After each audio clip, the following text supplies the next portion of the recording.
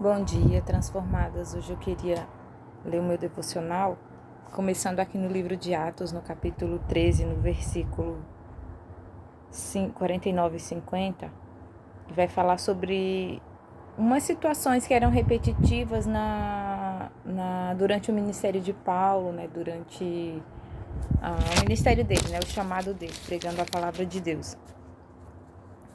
Assim, a palavra do Senhor era divulgada por toda aquela região. Porém, os judeus persuadiram as mulheres piedosas e de alta posição social, assim como os principais líderes da cidade, e desfecharam uma perseguição contra Paulo e Barnabé até os expulsarem do seu território.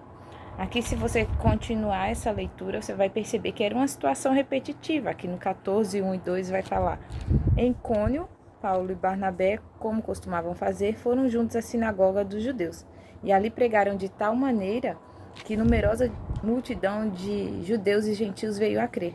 Mas os judeus que preferiram continuar descrentes instigaram os gentios e lhes irritaram o ânimo contra os irmãos. E ainda no 14, aqui em 19, também vai falar a mesma situação. Chegaram, porém, alguns judeus da Antioquia e Icônio, tendo persuadido as multidões, apedrejaram Paulo e arrastaram para fora da cidade, supondo que estivesse morto. Então, aqui a gente percebe, né, o quanto incomodava as pessoas o fato de Paulo pregar a verdade, de ganhar almas para Jesus, né? E é interessante que essa atitude daqueles que não criam, ao invés de eles deixarem Paulo seguir o caminho dele, deixarem as pessoas seguirem o caminho dela, eles ficavam movidos de inveja, de uma série de sentimentos ruins que são os frutos da carne, e eles persuadiam as outras pessoas a terem raiva daqueles que eles tinham raiva.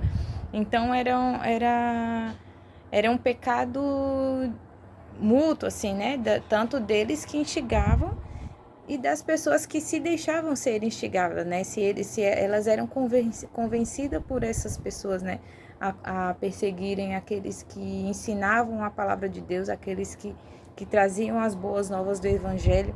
Então eu refleti sobre isso hoje, né?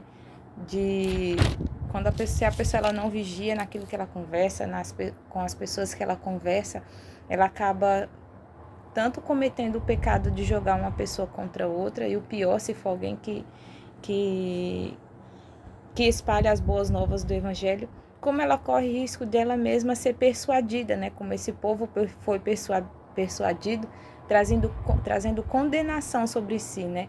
Uma condenação pior do que não crer é perseguir aquele que prega, né? As boas novas do Evangelho, aquele que faz a obra de Deus.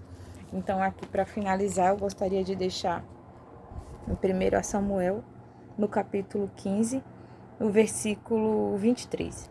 Vai falar: porquanto a rebeldia é como o próprio pecado de feitiçaria, e a arrogância como o mal da idolatria, porque rejeitaste a palavra de Yahvé. Ele também o rejeitou como rei do seu povo. Então, era isso que eu queria deixar hoje, né? Pra gente vigiar naquilo que a gente fala e naquilo que a gente ouve, pra gente não ter as nossas ideias, o nosso coração contaminado com pecado de rebelião, né? De rebeldia, e acabar desagradando a Deus e, sem perceber a gravidade do que está fazendo, acabar se opondo, né? À obra de Deus e se opondo ao próprio Deus. Amém? Transformadas, tenham um ótimo dia.